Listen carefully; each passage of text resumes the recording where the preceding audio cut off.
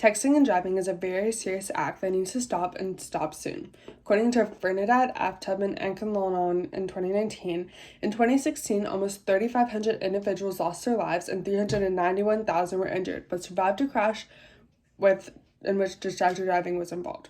The number of accidents from this, along with the number of new drivers who rely highly on technology, almost guarantee that these numbers have increased and will continue to do so over the years.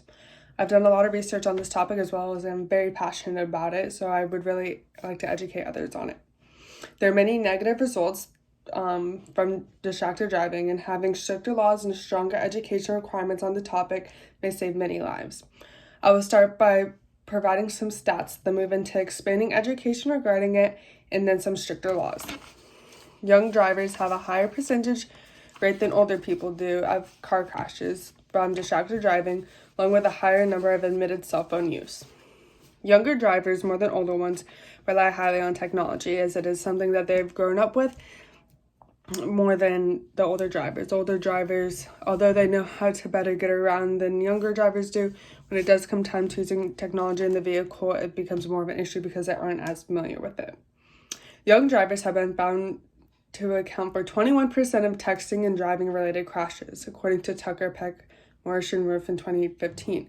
Furthermore, 6.7% of young drivers under the age of 25 admitted to using cell phones while driving, compared to 2.4% of older drivers.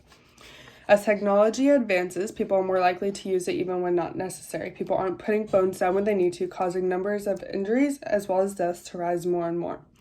I'm sure something we can all relate to is seeing teenage girls, and sometimes boys as well, taking selfies, eating food, drinking Starbucks, whatever it may be, instead of driving and focusing on the road. This is a prime example of a time where being on the cell phone is not important whatsoever, and all I can ever hope is that I'm not a witness to the young person who lost his life too soon because they were too distracted to see the tree in front of them crashing to in the car ending without a windshield any longer.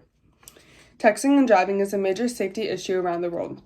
According to Hayash, Friedel, Foreman, and Worth, 3,477 people were killed and 391,000 people were injured in motor vehicle crashes caused by distracted driving, and that despite its dangers, 31.4% and 40.2% of drivers in the United States reported that they have sent and read a text message while driving in the past 30 days.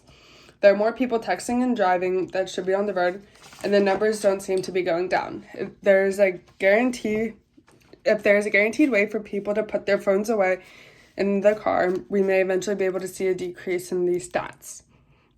By teaching younger children and new drivers the dangers of distracted driving, we may be able to prevent many lost lives in the future.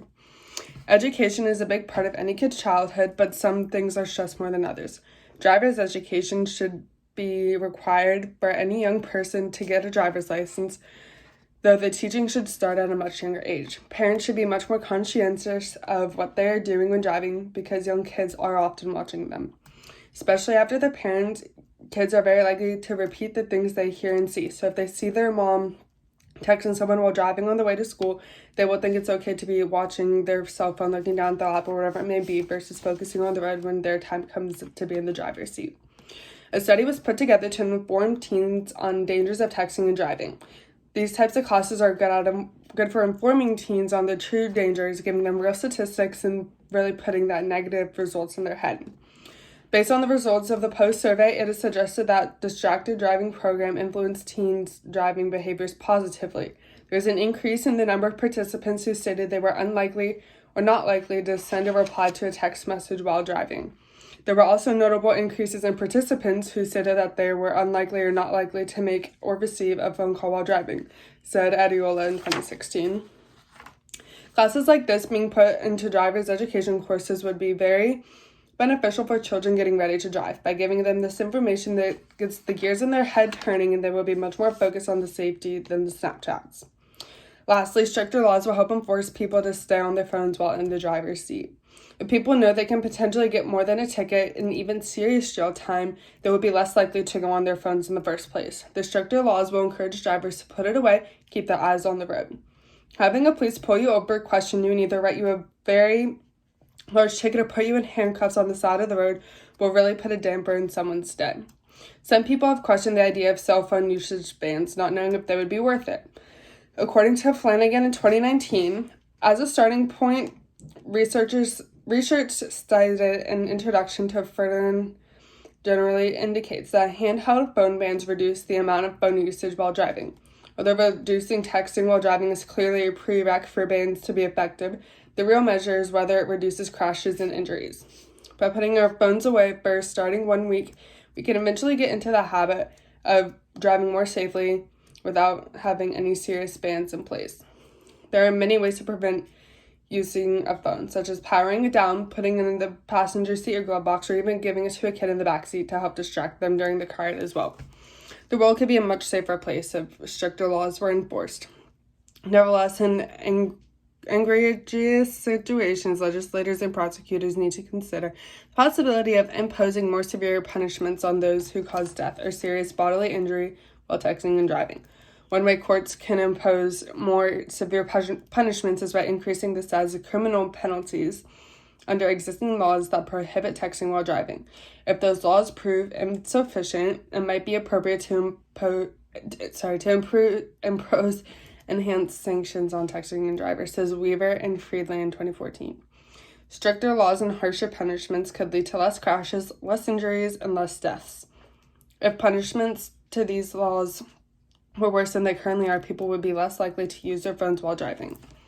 The safety of our country could be progressively getting worse due to the newer technology, and it is up to us to try and fix that. Texting and driving kills and injures too many people on a daily basis. Just putting a cell phone away can help prevent 1 or 2 crashes. There are many negative results to distracted driving, but stricter laws and stronger education on this topic, many lives can be saved. I ask you, my audience, to start practicing today. Take it 1 day at a time and put the phone away. Save the call for later. Check the messages later. Before you know it, you'll be getting the habit of safer driving instead of in a ditch with the front of your car smashed in because you wanted to see the latest tweet. This is for you.